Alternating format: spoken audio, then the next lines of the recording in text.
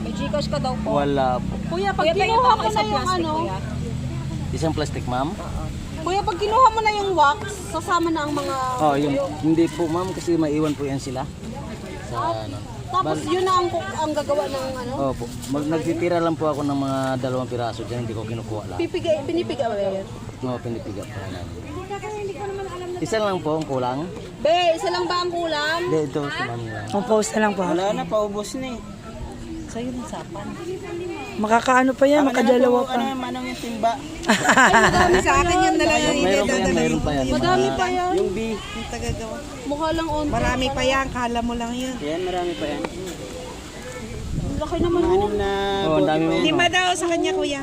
Tapos pag Wala kinuha na mo po itong yan, 5. Kay Pastor. pag kinuha mo yan kuya, ilang buwan ulit sila makakagawa ng wax? Mga 1 month po. Marami na din po yan. Mga 1 month? Opo.